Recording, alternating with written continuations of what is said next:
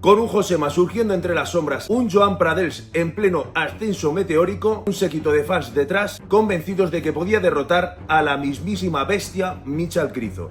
En estas previas enseñando charcutería al corte no se podía presagiar lo que venía a continuación. Después de liar la tamparda y pegarse la hostia del siglo, este En Pro 2023 fue la última vez en la que Joan Pradels se subió a una tarima para competir.